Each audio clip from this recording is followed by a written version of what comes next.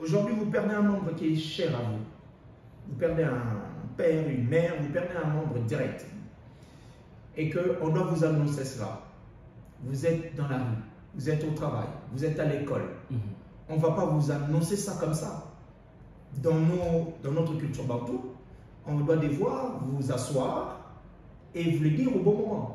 Ça veut dire que celui ou celle qui a reçu l'information que vous avez perdu un membre cher, il doit devoir gérer de l'information pour savoir quand est-ce qu'il faut vous donner cette information et comment vous les donnez, comment vous donnez cette information. Et c'est ce que le ministre Patrick Muyaya a fait actuellement. Ça veut dire qu'il reçoit tellement des informations et il doit gérer pour quel groupe dire quoi, quand et comment. Pour quel groupe. Donc, autant il y a les responsables politiques à qui on donne des informations à la hauteur de leur position, autant à la population aussi, on sait quoi leur dire. Nous sommes dans un état où les gens sont révoltés. Nous sommes dans une capitale où... Il y a d'ailleurs notre ami qui est derrière la caméra qui est tout le temps noir ces derniers temps. Et voilà. Juste après, je sais où il ira. Donc les gens sont révoltés. Et ils n'ont pas tort d'être révoltés, Jeanne. Alors, si on ne fait pas attention à quoi nous disons, si nous laissons à ce que libre arbitre, les informations puissent être dans la rue, eh bien, on ne saura pas gérer les gens. L'information a une implication émotionnelle. L'information a une implication émotionnelle. Et lorsqu'on parle d'un État, lorsqu'on parle de nos compatriotes, lorsqu'on voit dans les avenues de Goma comment est-ce que les gens sont étalés de ça et là, vous suscitez une forte émotion. Quelqu'un peut commencer à casser quelque chose sans s'en rendre compte. Et plus tard, il va avoir un sursaut en disant « Oh, moi j'ai fait ça ». Vous savez, certaines personnes, je me souviens dans les années 93, 94, après les pillages, il y avait certaines personnes qui disaient « Je ne sais pas, c'est moi qui ai soulevé ces pianos ». Ça veut dire quelqu'un qui venait de faire poser un acte incivique et il ne savait pas, il me dit « D'où me venait la force de soulever ça? D'où me venait la force de bousculer ça ?» Parce que l'information a de l'effet émotionnel. Alors pour cela, il faut gérer de l'information qu'on donne et comment on donne cette information et à qui on donne cette information. Il y a aussi une autre sorte de pression. C'est cette population qui veut à tout prix tout savoir. Comment on gère ce cas? Nous autres qui sommes et à la rue en même temps et au studio de la radio et sur les réseaux sociaux, on subit aussi cette petite pression où dans la concession, tout le monde veut te poser des questions. Qu'est-ce qui se passe réellement? Est-ce que vous avez des infos? Qu'est-ce qu'il y a réellement? Combien de morts à Goma? Est-ce qu'ils ont pris l'ensemble du territoire de la province du Nord Kivu? Toutes ces questions. On a aussi cette pression de ce peuple, cette population qui veut en savoir un tout petit peu plus. Est-ce que finalement, ça ne serait pas soulager les choses que de leur dire toute la vérité et ensemble assumer les conséquences? Parce qu'ils sont aussi en droit de savoir ce qui se passe. Je suis d'accord. Je suis d'accord qu'ils sont en droit de savoir ce qui se passe. Mais il faut aussi accepter qu'on ne peut pas tout savoir. Il faut accepter qu'on ne peut pas tout savoir. Il y a une information qui est essentielle pour Jade, qui n'est pas nécessairement essentielle pour Rigo. On ne peut pas tout savoir, on ne peut pas tout lire, on ne peut pas tout voir. Je crois que la responsabilité aujourd'hui, la responsabilité, elle est individuelle. À la gestion de l'information que nous recevons et comment est-ce que nous la divulguons ou comment est-ce que nous la partageons. Ça, c'est une responsabilité individuelle. L'État congolais, d'une manière ou d'une autre, pour l'information qui est donnée et qui n'est pas donnée, l'État congolais en est responsable. Pour l'information qui est donnée et qui n'est pas donnée, le responsable, c'est l'État congolais. Parfait. Ça, il faut qu'on s'assume. Et l'État congolais s'assume sur cela. Donc, ce qu'on peut dire, nous, tant que je me mets dans la peau de lambda congolais, effectivement, je veux savoir au moins l'essentiel. Parce que je ne peux pas tout savoir. Je ne peux pas. Même si je voulais dire à cette population justement qu'elle ne peut pas tout savoir. Mais oui, il faut le dire carrément. Oui, la population doit savoir. Je profite de votre plateau pour le dire. Chers compatriotes, frères et sœurs, je voudrais vraiment vous encourager à retenir ceci. Vous ne pouvez pas tout savoir. Vous ne pouvez pas tout lire. Vous ne pouvez pas tout comprendre. Vous ne pouvez pas tout voir. c'est même mieux pour vous et nous. L'information essentielle, nous devons l'avoir. Et ça, c'est tout à fait normal. Nous devons savoir. Normal et légitime. C'est légitime. C'est légitime de savoir que nous sommes à telle position. Voici ce qui se passe. C'est tout à fait normal.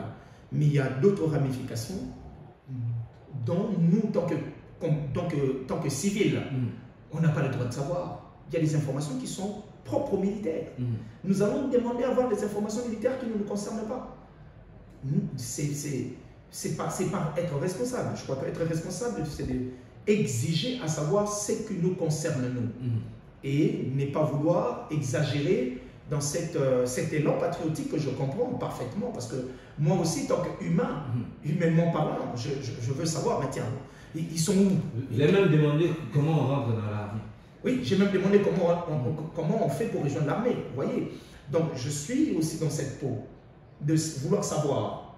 Je vous fais rire, Jacques.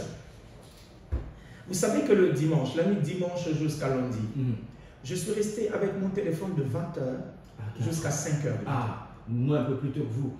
Jusqu'à 5h du matin. Et quand on arrive 5h, je me rends compte qu'il faut que je me mette à prier parce que mon téléphone sonne pour me rappeler l'heure de la prière. Je suis fatigué. Je suis énervé. Je suis frustré. Je n'arrive pas à extérioriser ce que j'ai tellement reçu comme surcharge d'informations. En communication, on appelle ça de l'infobésité. C'est ça le mot, l'infobésité, qui veut dire une saturation, surcharge d'informations qui devient même nuisible pour la personne qui reçoit cette information. Et c'est ce que moi j'ai vécu. Ça veut dire que j'étais là, tu ne sais pas manger, tu ne sais pas, tu es là appeler, recevoir des appels, les traiter, regarder, et tu veux appeler les collaborateurs, les amis, les familles, toutes ces personnes et tout ça. Et à un moment donné, tu es épuisé. Et il te manque la capacité d'être cohérent et objectif. Vous voyez les dangers? La conséquence d'ailleurs de cette... Exactement, cette surcharge, la conséquence de l'infobésité. Donc je manque de la cohérence et de l'objectivité. Donc je deviens bavard, je deviens colérique, je commence à manquer le jugement pour pouvoir mener à bien une action.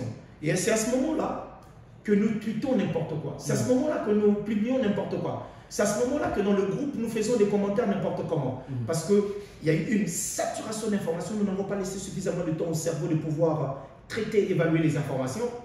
Et Jade, je vous dis, ça va dans tous les sens. Vraiment. Ça c'est dangereux. Et on craint, quand on lit d'autres tweets sur les réseaux, on se dit, mais tiens, il y a ça aussi. On a tout de suite envie de se lever, courir vers Calais. Oui, oui. Je donne un exemple. Les informations que nous avons reçues entre lundi et mardi. Les informations entre lundi et mardi. Comment est-ce que ça allait dans tous les sens?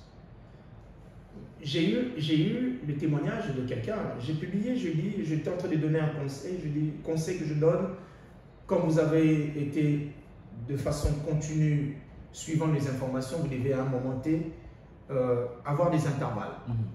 Pendant que je donnais ces conseils-là, et quelqu'un m'a répondu sur mon statut me disant Hugo, sais-tu que j'ai tellement suivi les informations de façon continue que je me suis réveillé avec une douleur physique dans mon corps.